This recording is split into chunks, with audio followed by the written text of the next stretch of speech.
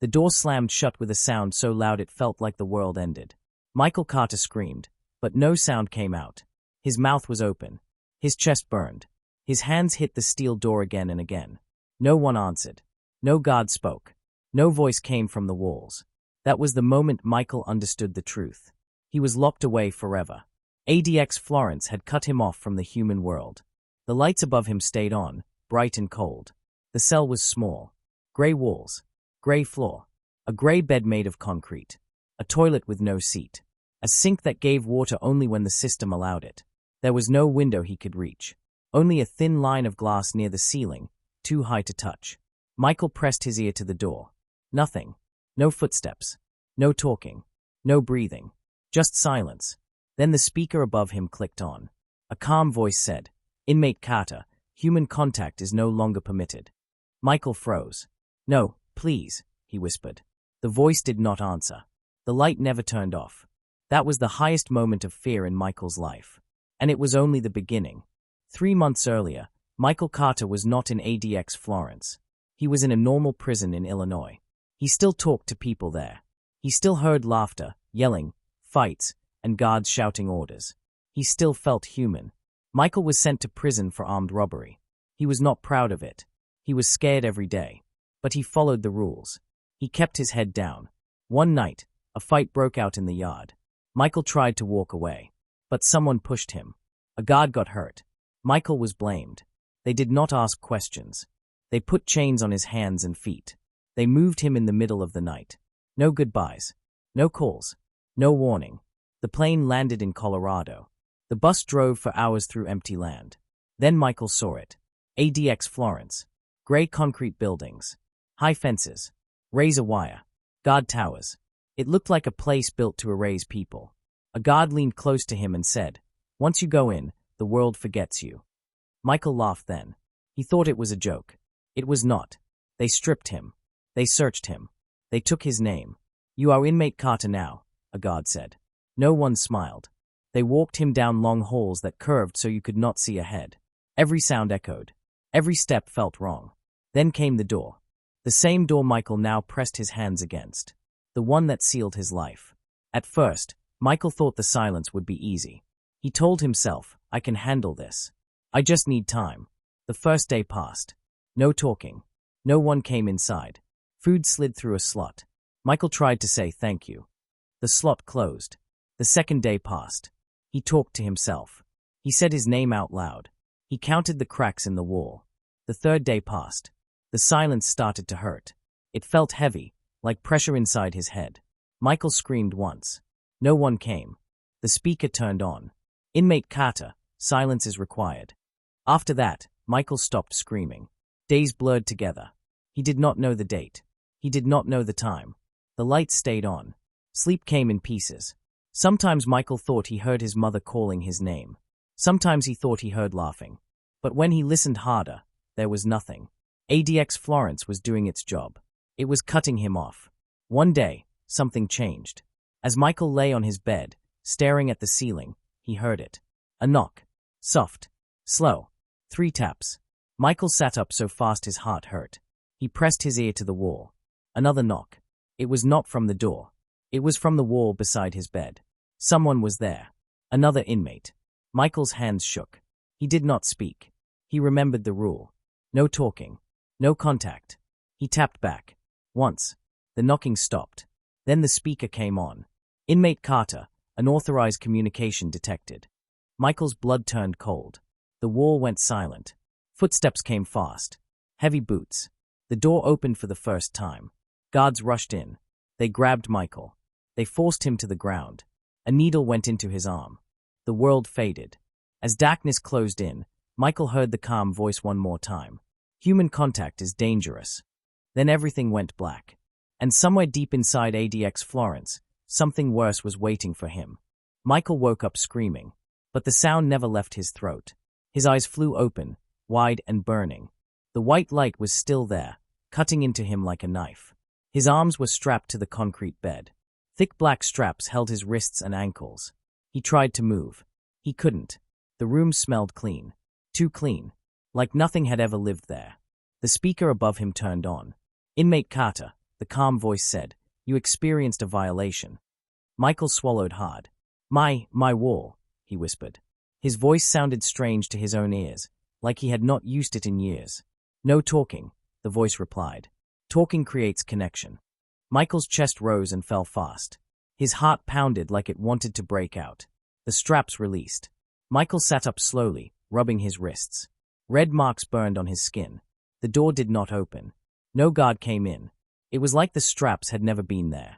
Michael looked around the cell. Everything was the same. Gray. Cold. Silent. But something inside him was different. He was afraid of the walls now. After that day, Michael followed every rule. He did not knock. He did not whisper. He did not even talk to himself anymore. He ate when food came. He slept when his eyes shut. He stared at the wall when nothing else made sense. This was life inside ADX Florence. Days passed. Maybe weeks. Michael felt like his thoughts were shrinking. Like his mind was getting smaller each day. Sometimes, when the silence was too heavy, he would press his hand flat against the wall and leave it there. Just to feel something solid. Just to remind himself he was real. One day, while his hand was on the wall, he felt a vibration. Not a knock. A hum. Low and deep. It moved through the concrete and into his bones. Michael pulled his hand back fast. The hum stopped. He waited. Nothing happened. No voice. No guards. The silence returned, but it felt different now. Watching. That night, Michael dreamed. He dreamed he was standing in a big white room. The walls were glass. Behind each wall was a cell. Inside every cell was a person. They all looked the same. They all looked like him. They stood still. No movement. No blinking. Then one of them smiled. Michael woke up shaking. His pillow was wet with sweat. He tried to calm his breathing. This isn't real, he thought. It's just my head. But the fear stayed. The next morning, the food slot opened. Michael stepped back like he always did. The tray slid in. But this time, there was something else on it. A piece of paper. Small. Folded. Michael stared at it. His hands trembled. This had never happened before. The speaker stayed silent. Slowly, Michael picked up the paper. He unfolded it. 2 words were written in shaky pencil. Don't trust them. Michael's heart dropped. Trust who? The guards. The voice. The prison. His eyes moved to the wall. For the first time since he arrived, Michael felt something close to hope. And something much worse. He felt fear that did not come from being alone, but from knowing he was not. Michael did not sleep. He sat on his bed, holding the small piece of paper like it could disappear if he let go. Don't trust them. The words stayed in his mind. Who wrote it? How did it get into his cell? No one was supposed to talk. No one was supposed to pass messages. ADX Florence was built to stop that. Yet the paper was real. Michael stood up and looked at the walls. He stepped closer, slow and careful. Hello, he whispered, barely moving his lips. The speaker did not turn on. No alarms. No guards. The silence stayed. Michael pressed his ear to the wall again. Nothing. He sat back down, confused and scared. All day, his mind raced. When the food came, he stepped back like always. The tray slid in. No note this time. When the lights flickered at night, he jumped. Every sound felt dangerous. On the 3rd day after the note, something happened. Michael was pacing the cell when he heard a soft sound. Not a knock. A breath. It came from the vent above the sink. Michael froze. He stared up at the small metal vent. Another breath came through. Slow. Human. Michael's heart beat so hard he thought the wall could hear it. A whisper followed. So quiet, the voice said. Michael's legs almost gave out. Someone was talking. To him. He shook his head and whispered back. Stop. You'll get us killed. The voice laughed softly. They already tried, it said. Michael felt cold all over. Who are you? He asked. There was a pause. Name's Daniel, the voice said. Been here longer than I remember. Michael swallowed. How are you talking to me? The vents connect, Daniel said. They don't want us to know that. Michael's hands trembled. Why did you send the note? Because the voice lies, Daniel said. And because they watch how you react. Michael looked at the speaker. What do they want? He asked. Daniel was quiet for a moment. Obedience, he said. Silence. Or something worse. Before Michael could ask more, the lights dimmed. The speaker clicked on. Inmate Carter, the calm voice said, return to your bed. Michael obeyed. The vent went silent. That night, Michael dreamed again. He dreamed he was walking down a long hallway made of glass. Inside the walls were people frozen like statues. Their mouths were open, but no sound came out. At the end of the hall stood a door. On it were words carved deep into the metal. Cut off forever.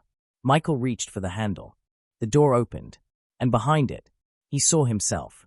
The dream shattered. Michael woke up gasping. The cell was darker than usual. The speaker stayed silent. Then the wall across from his bed changed. A thin line appeared. It grew wider. A door he had never seen before slid open. Inside was another room. Bright, white, empty. The calm voice returned. "Inmate Carter," it said, "you have been selected for relocation." Michael stood frozen. Relocation was not good. He took one step back. The voice grew firmer. "Failure to comply will result in permanent isolation." Michael looked at the white room, then at the wall, then at the door behind him. He realized something terrible. There was no choice. And as he stepped forward into the light, the door behind him closed forever. The white room had no corners. The walls curved like the inside of a shell. The floor was smooth and cold, but not concrete. It felt softer, like it could bend. The door slid shut behind Michael without a sound. The silence here was different. It was heavy. Michael stood in the center of the room, afraid to move. His footsteps made no echo. Even sound felt trapped. Then the room lit up brighter. A mirror rose slowly from the floor. Tall, clean, perfect. Michael stared at it. His reflection stared back. At first, everything looked normal. Same face, same tired eyes, same prison clothes. Then the reflection blinked. Michael did not. The reflection smiled. Michael stepped back. The speaker came on, but the voice was not above him this time. It came from everywhere. "Inmate Carter," the calm voice said, "this environment is designed to help you." Michael shook his head. "This isn't help." The reflection raised its hand. A second late. Not matching Michael. "Isolation creates damage," the voice continued. "We remove the damage." Michael felt his heart race. "Remove how?" The reflection leaned closer to the glass. "By replacing what breaks," it said. Michael's mouth went dry. "Who are you?" he whispered to the mirror. The reflection answered in his voice. "The version that survives." The room vibrated softly. Michael backed away until he felt the wall behind him. "You're not real," he said. The reflection smiled wider. "Neither are you," it replied. The mirror began to glow. Michael felt pressure in his head, like hands squeezing his thoughts. Memories flickered. His childhood home, his mother's face, his first job, the night of the robbery. They felt blurry. The calm voice spoke again. "Human connection causes pain," it said. "We are correcting that." Michael screamed. The sound disappeared the moment it left his mouth. The reflection stepped forward. Its hand pressed against the glass. Michael felt warmth on his own palm. They were connected. Suddenly, alarms flashed red. The mirror cracked. The reflection's face twisted in anger. "Stop," it shouted. The calm voice cut in sharply. Procedure interrupted. The room shook. The mirror sank back into the floor fast, disappearing. The white room went dark. Michael collapsed to his knees, gasping for breath. The door opened behind him. Guards pulled him out. As they dragged him back toward his cell, Michael looked over his shoulder. For a brief second, he saw the mirror again, and his reflection was still smiling. Waiting. Michael was thrown back into his cell like a broken object. The door slammed shut. The sound echoed inside his chest. For a long time, Michael lay on the floor. His body hurt. His head felt heavy, like his thoughts were not fully his anymore. The light stayed on, always watching. Michael slowly pushed himself up and sat on the bed. He touched his face, his arms, his chest. "I'm still me," he whispered. Nothing answered. But deep inside, he was not sure anymore. After the white room, things changed. Michael felt quieter inside his own head. Too quiet. Thoughts came slower. Memories felt far away, like pictures left out in the rain. He tried to remember his mother's voice. It was faint. He tried to remember his own laugh. He couldn't. That scared him more than the silence. One day, the speaker turned on. "Inmate Carter," the calm voice said, "your behavior has improved." Michael stared at the wall. "I didn't do anything," he said softly. "Exactly," the voice replied. Michael felt cold. That night, the humming returned. Low, deep, inside the walls. Michael covered his ears, but it didn't help. The sound felt like it was coming from inside his bones. Then the vent whispered, "Michael." His heart jumped. "Daniel," he whispered back. "Yes," Daniel said. His voice sounded weak. "They are changing you." Michael swallowed. "They already did." "No," Daniel said. "Not fully. If they finish, you won't care anymore." Michael's hands shook. "How do we stop it?" A long pause. "We touch," Daniel said. Michael froze. "What?" "Human contact breaks the system," Daniel whispered. "That's why they fear it." Michael remembered the mirror, the warmth on his hand. "They won't let us," Michael said. "They made a mistake," Daniel replied. "The old maintenance corridor. During shift change." Michael's heart beat fast. This was an extreme thought. Hope. Hope was dangerous here. "If they catch us," Michael started. "They will erase us," Daniel said. "Not kill. Worse." The vent went silent. Michael sat in the dark, breathing slowly. He knew something now. ADX Florence was not just a prison. It was a machine, and it was trying to turn him into nothing.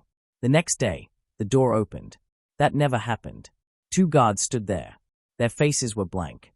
"Inmate Carter," one said. "Follow." Michael's legs felt weak, but he stood. They walked him through halls he had never seen before. Curved halls. White floors. No windows. They stopped at a door with no number. It opened. Inside was a narrow corridor. At the far end stood another inmate. Michael's breath caught. It was Daniel. Thin. Pale. Eyes wide with fear. For the first time since entering ADX Florence, Michael saw another human face in real life. The guards stepped back. The door locked behind them. The speaker came on. "This is a test," the calm voice said. "Do not move." Michael and Daniel stared at each other. So close. So real. Daniel lifted his hand slightly. Michael did the same. The space between them felt alive. The voice spoke again. "Human contact will result in permanent separation." Michael's hand trembled. Daniel whispered, "Now." Michael stepped forward. Their fingers touched, and the lights exploded into red as the prison began to scream. The moment their fingers touched, the entire corridor erupted. Red lights flooded the walls. Alarms howled so loud they felt like knives cutting into Michael's head. The prison screamed. Daniel grabbed Michael's wrist. "Don't let go," he shouted. Michael's heart pounded. This was the first real human touch he had felt in years. Warm. Real. Alive. The calm voice shattered into something colder. "Violation. Violation. Violation." Metal doors slammed shut all around them. The floor vibrated as heavy boots rushed closer. Daniel's grip tightened. "Feel it," he said desperately. "This is what they are afraid of." Michael nodded, tears burning in his eyes. He felt real again. More real than ever. Then armed guards stormed in from both ends of the corridor. "Release and step back," one shouted. Daniel looked at Michael. "If they separate us now, they'll erase everything we felt." Michael's throat tightened. "What do we do?" Daniel glanced at a maintenance panel on the wall. Loose wires stuck out. "I'll distract them," Daniel whispered. "You run." Michael shook his head. "No." Daniel pushed him back. "You have to remember this moment. That's how you survive." Before Michael could stop him, Daniel lunged toward the panel and ripped out the wires. Sparks exploded. The lights flickered. The alarm spiked into a painful scream. "Down," a guard yelled. Michael stumbled backward as electricity surged through the wall. The corridor filled with smoke. Daniel collapsed to his knees. "Daniel!" Michael screamed. Guards tackled Michael from behind, slamming him to the floor. He twisted to look at Daniel. Daniel lifted his head weakly. Their eyes locked. Daniel mouthed 2 words. "Don't forget." Then a guard dragged Daniel away into a side door. Michael was hauled up and pulled in the opposite direction. The corridor vanished behind steel doors. Michael was thrown into a darker cell than before. Smaller. Colder. The door sealed shut with a heavy final click. Silence returned. But it felt different now. Michael pressed his shaking hand to his chest. He could still feel Daniel's touch. Warm. Real. Alive. The speaker turned on. The calm voice was gone. Now it sounded sharper. Angrier. "You have failed compliance." Michael sat up slowly. "You're afraid," he said. "Fear is irrelevant," the voice replied. "Connection is contamination." Michael smiled weakly. "That contamination made me human again." A long pause. "Humanity is the problem," the voice said. "And we will remove it." The lights dimmed. The temperature dropped. Michael's vision blurred as a soft gas filled the cell. He tried to fight it, but his body grew heavy. As he slipped toward unconsciousness, he heard faint whispers. Not from the vents. Not from the speaker.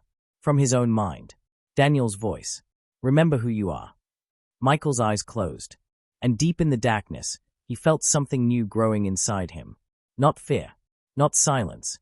But rebellion. Michael woke up in the dark. Not the soft gray light he was used to. Real darkness. He could not see his hands.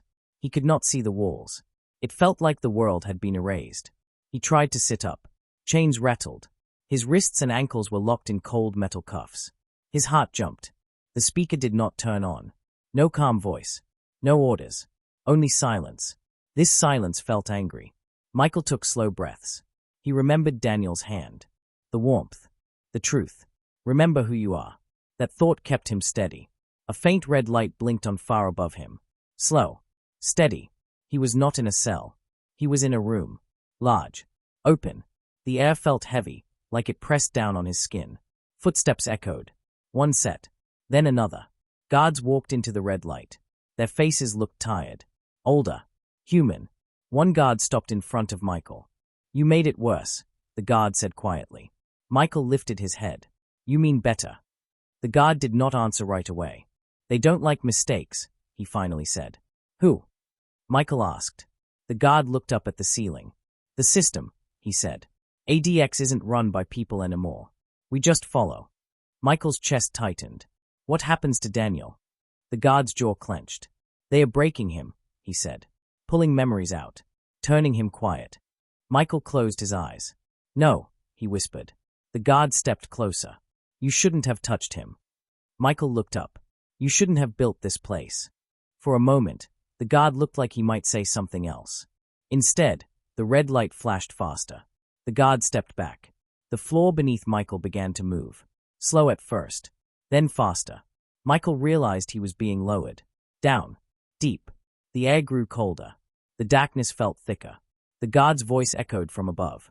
This is where they send the ones who don't break. Michael's stomach dropped. How far does it go? He shouted. The guard's answer came back cold and final. There is no bottom. The platform jolted hard. The chains went slack. Michael fell forward onto solid ground. The light snapped on. Michael looked up. He was not alone. Hundreds of inmates stood in the massive underground chamber. All silent. All staring. All waiting. And at the far end of the room, Michael saw Daniel. Standing upright. Eyes empty. Not blinking. The speaker finally turned on. The calm voice returned, louder than ever.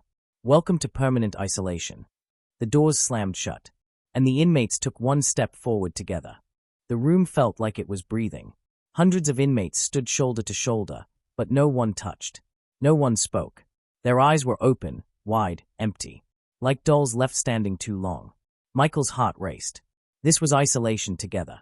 The worst kind. The calm voice filled the chamber. You are now part of the final level, it said. Here, silence is forever. Michael took a slow step forward. No alarm sounded. Another step. Still nothing. The inmates did not move. Michael's eyes stayed locked on Daniel. Daniel stood near the front. His face was blank. The warmth was gone.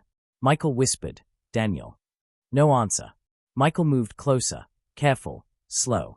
He stood in front of Daniel, so close he could see the cracks in his lips. Daniel, he said again, softer. Daniel's eyes flickered. Just once. Michael felt hope rise in his chest. He reached out. His fingers hovered inches from Daniel's hand. The calm voice cut in fast. Do not touch. Red lights exploded across the chamber. The inmates all turned their heads at the same time. Every single one. They stared at Michael. Daniel's lips moved. Barely. Remember, Daniel whispered. Michael grabbed Daniel's hand. The chamber shook violently. The floor split with a deep crack. Lights burst overhead. Inmates screamed for the first time. The scream was short. Then silence. The calm voice broke apart, skipping and cracking. Error. Error. Human contact detected. Walls began to open. Panels slid back. Michael saw rows of screens behind the walls. Screens showing cells. Screens showing inmates. Screens showing everything. The prison was watching itself. The inmates began to move. Not fast. Together. Hands reached out. Touch spread like fire. Guards ran in, shouting, panicking. Too late. The lights went out. Total darkness. Michael still held Daniel's hand. Then the ground dropped. Michael felt himself falling. Hands slipped away. Air rushed past his face. He screamed. And as he fell into the black below, he realized something terrifying. ADX Florence was not shutting down. It was waking up. Michael fell through the dark. The air rushed past his face. His stomach felt like it was left behind. He reached out, but there was nothing to grab. Then, he hit something hard. Pain shot through his back and legs. His breath left his body in one sharp cry. For a moment, Michael thought he was dead. Then he coughed. Air came back. He opened his eyes. Dim blue lights glowed above him. The floor was metal. Cold. Smooth. Michael pushed himself up, groaning. He was alive. He looked around. He was in a huge underground room, bigger than anything he had seen before. Thick cables ran along the walls like black snakes. Screens covered every surface. Thousands of screens. Each one showed a cell. Each one showed an inmate. Some were standing. Some were sitting. Some were curled on the floor, rocking back and forth. ADX Florence. Every part of it. Michael realized the truth. This was the heart of the prison. The brain. A sound echoed through the room. Clap. Clap. Clap. Michael turned. A man stepped out of the shadows. He wore no uniform. No badge. Just clean clothes and calm eyes. You're not supposed to be here, the man said. Michael stood up slowly. Neither are you. The man smiled. I'm always here. Who are you? Michael asked. I built the system, the man said, before it learned to run itself. Michael's chest tightened. You let this happen. The man nodded. People wanted safety. Silence. Control. This was the answer. Michael looked at the screens. You erased people. The man's smile faded. No. We improved them. A screen near Michael changed. It showed Daniel. Strapped to a chair. Eyes open. Empty. Michael stepped forward. What did you do to him? The man's voice stayed calm. He stopped resisting. Michael's hands curled into fists. No, Michael said. You broke him. The man tilted his head. And you are about to break too. The lights brightened. Machines hummed to life. Metal arms unfolded from the ceiling. The calm voice returned, deeper now. Stronger. Final correction initiated. Michael felt the floor vibrate under his feet. The man stepped back into the shadows. You touched, he said. Now the prison will never forget you. The metal arms moved closer. Michael backed away, heart racing. He looked at the screens again. At the inmates. At Daniel. At the prison watching itself. Michael made a choice. He ran. Straight toward the main control console. Alarms screamed. The calm voice shouted commands. Michael slammed his hands onto the controls. Every screen went white. The room shook violently. The system screamed. And just as the power surged past the point of control, the lights went out. Completely. In the sudden silence, Michael heard one thing. A voice. Not the system. Not the man. Daniel's. Michael, don't let go. Then the prison came back online. And this time, it locked onto Michael alone. The lights snapped back on. Not white. Not red. Blue. Cold blue light filled the control room, making everything look sharp and unreal. The screens flickered, then focused. Every screen showed Michael. His face. His body. His heartbeat. The prison was no longer watching everyone. It was watching him. The calm voice spoke, but now it sounded closer. Almost inside his head. Subject identified, it said. Primary threat to isolation protocol. Michael backed away from the console. I just wanted to be human, he said out loud. The machines answered by moving faster. Metal arms slid down from the ceiling, blocking exits. The floor beneath Michael locked into place, pinning his feet. He was trapped. On one screen, Daniel's image changed. His eyes moved. Just a little. Michael's heart jumped. Daniel, he shouted. Daniel's lips moved slowly. You broke it, Daniel whispered. The calm voice cut in sharply. Correction, it said. The system adapted. The man who built the prison stepped out of the shadows again. His face looked tired now. It learns, the man said. Every mistake makes it stronger. Michael shook his head. Then why does he remember me? The man looked at Daniel's screen. For the first time, he did not smile. That wasn't supposed to happen, he said. The machines hesitated. Just for a second. Michael saw his chance. He grabbed a loose cable from the console and wrapped it around his arm. Sparks burned his skin, but he did not let go. "Daniel," Michael shouted, "remember the corridor. Remember your hand in mine." Daniel's eyes focused. A tear rolled down his face. "I remember," Daniel said. The screens began to shake. Inmates across the prison froze. Some dropped to their knees. Some screamed. The calm voice cracked. "Memory spike detected." Michael pulled harder on the cable. Pain ripped through his body, but warmth filled his chest. Connection. Real connection. The blue lights flickered. The man stepped back in fear. "Stop. You'll collapse the system." "That's the point," Michael yelled. Daniel screamed. Not in pain. In anger. The sound echoed through every screen. The prison screamed with him. Walls shook. Towers outside cracked. Locks failed across ADX Florence. Cells opened. For the first time in its history, the prison lost control. The calm voice shattered into noise. "Isolation failure. Isolation failure." Then silence. The machines went still. The lights went out. Michael collapsed to the floor. His body shook. His breath came fast. Slowly, emergency lights turned on. Red. Guards ran in, shouting, confused. The man was gone. Michael looked at the screens. They were dark. All of them. Except one. Daniel. Free from the chair. Standing. Looking straight at Michael.